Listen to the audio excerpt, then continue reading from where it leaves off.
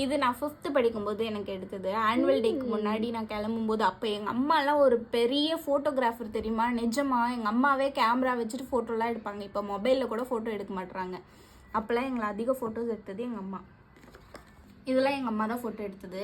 எங்கள் ஸ்கூல்லையே first time Bharatanatyam வச்சாங்க. அதில் நான் சேர்ந்துருந்தேன். அப்போ எல்லோரும் பரதநாட்டியமா அப்படின்னு ஆச்சரியமாக பார்த்தாங்க. எங்கள் ஸ்கூலில் அப்போல்லாம் பரதநாட்டியம்லாம் கிடையாது. ஃபர்ஸ்ட் டைம் வச்சனால ஒரு நல்ல மெமரியாக இருக்குது. இதோட நிறைய ஃபோட்டோஸ்லாம் காணா போயிடுச்சு. என்னடா ஃபோட்டோ ஆர்டராக அடிக்கிருக்காளேன்னு பார்க்கலாம். இதெல்லாம் என்னோட ஆர்டர். நான் எப்படி வந்துட்டு என்னோட ஏஜிங் எப்படி நடந்திருக்குன்னு பாருங்கள். இது நான் 7th படிக்கும்போது எடுத்த ஃபோட்டோ. அதில் இந்த ஒன்று தான் மிஞ்சுது. நிறைய ஃபோட்டோலாம் காணா போயிடுச்சு. அதுக்கப்புறம் இது 10th 11th 12th இது காலேஜ் சேர்ந்தபோது ஃபர்ஸ்ட் இயர் படிக்கும்போது பேங்க் பாஸ்புக். அப்போ தான் பேங்க் அக்கௌண்ட் க்ரியேட் பண்ண, அதுக்காக உடனே எடுக்க சொன்னாங்க. வென்ஸ்டே சாரீ, அந்த சாரியோடு எடுத்தேன்.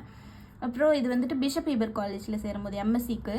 இதுவும் அதே தான், பிஷப்பில் சேர்ந்துருந்த போது இடையில எதுக்கும் கேட்டாங்க. இதுவும் பிஷப்பில் எடுத்தது தான். இது ஒர்க் சேரும்போது ஃபஸ்ட் டைம் ஒமேகாவில் சேர்ந்தபோது ஃபோட்டோ கேட்டாங்க, அதுக்கு எடுத்தது. இது ரெஜிஸ்ட்ரேஷன் பண்ணதுக்காக எடுத்தது கல்யாண டைமில்.